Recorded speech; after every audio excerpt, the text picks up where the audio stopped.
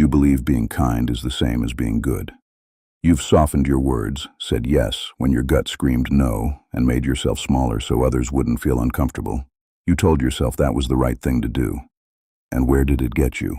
Picture this instead. You give your opinion in a meeting. No aggression, just honesty. A guy talks over you. You don't fight for attention. You don't smile it off either. You just pause, look at him, and continue where you left off. No apology, no panic. The room shifts. That's the shift most people miss. This is not a lesson in being unkind. This is about understanding something the Stoics knew centuries ago. The problem isn't your kindness. It's the weakness you've allowed to hide behind it. The fear of disapproval, the need for validation.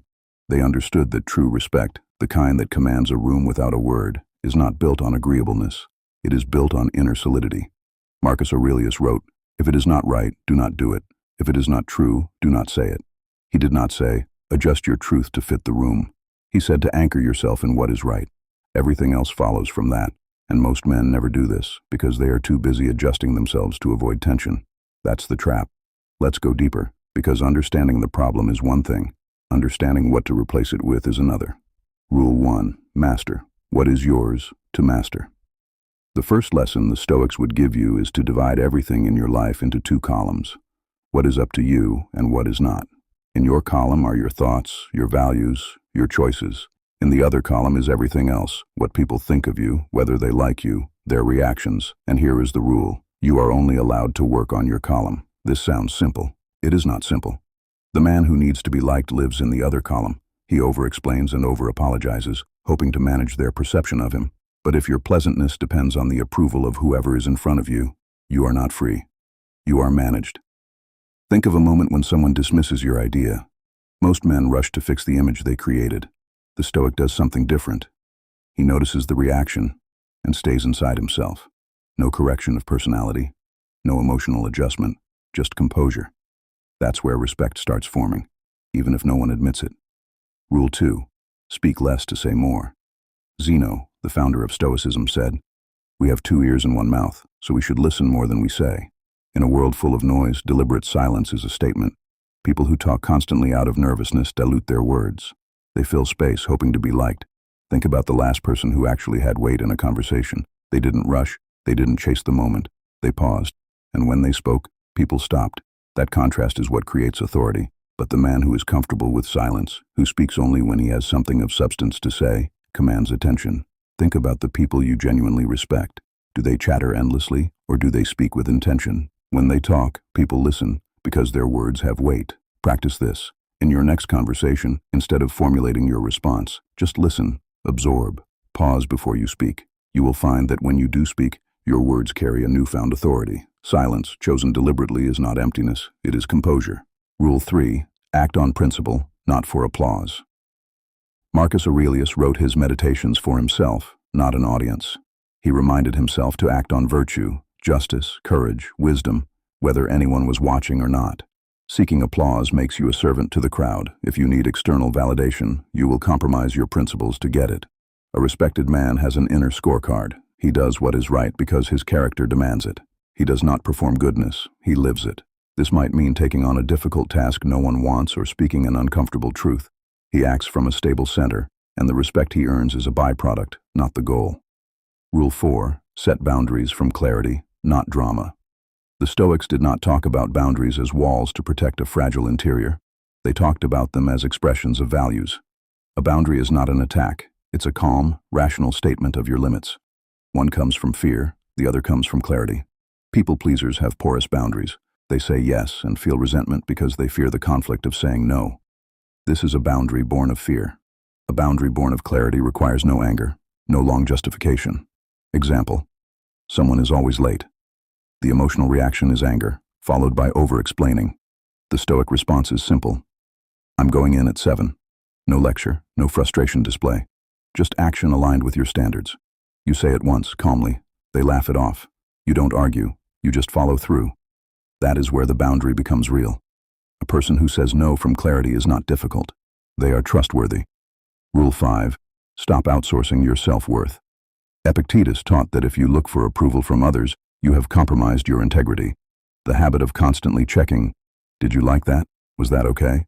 is a sign you have placed your self-worth in someone else's hands. It is a quiet neediness that pushes people away. Think of a man after finishing something important immediately asking, "Was that good?" He is not seeking feedback. He is seeking permission to feel okay. That habit slowly lowers how others perceive him, even if they don't consciously notice why. The Stoic path is to become your own witness. Seneca wrote, "Retire into yourself as much as you can." He was telling you to build an inner life so rich that the outside world loses its power to destabilize you. After a task, don't immediately seek praise. Ask yourself, did I act with integrity? When you stop needing everyone to tell you you're good, you build a quiet, unshakable confidence that people can't help but respect. Rule 6. Practice voluntary discomfort. Seneca and Cato practiced hardship. They would sleep on the floor or eat plain food, not as punishment, but as practice. It was a way of reminding themselves that they could handle far more than their habits suggested. When you consistently choose comfort, you become soft. You can apply this today. Take a cold shower, do the hard task first, but more importantly, do something uncomfortable socially. Stop filling silence. Stop rushing to explain yourself. Stop trying to smooth every interaction, like sitting in a group and not checking your phone just to escape the silence. Each time you willingly face discomfort, you send a message to your nervous system. I can handle this. That internal proof builds a kind of calm that people read as strength immediately. Rule 7. Choose your company as a statement of your standards. Epictetus warned that character is contagious, and we should be careful with whom we associate. A man desperate for respect will surround himself with anyone who offers validation, even if they pull him down. A man who respects himself chooses his circle deliberately. Think about the people who drain you but you still keep around because it feels easier than the conversation of distance. One day you sit with them and realize you're quieter, smaller, less sharp. You didn't notice the shift happening. Audit your circle. Who leaves you sharper? Who leaves you smaller? Your choice of company is not social preference. It is identity shaping in real time. You know the friend who always drains the room but everyone tolerates him? That tolerance has a cost, and you pay it in silence. Rule 8. Let your actions be your explanation. Stop over-explaining yourself. Notice how often you justify decisions nobody challenged. I can't make it. I've been busy. I hope that's okay. That is not communication. That is seeking permission. A respected man removes the excess. I can't make it tonight. Catch you later. Done. Epictetus said, "Don't explain your philosophy. Embody it." Every extra sentence after your decision is a negotiation for approval you don't need. The less you explain, the more stable you appear. Someone pushes back. You repeat it once, then stop talking. Rule 9. Stop apologizing for your nature. You should own your mistakes clearly and without drama, but you should not apologize for your existence patterns, needing solitude, being direct, thinking differently. These are not errors. Watch what happens when someone constantly says sorry for basic presence. It slowly frames them as an interruption in their own life. Replace automatic apologies with precision. Not, "Sorry, can I ask something?" but, "Can I ask something?"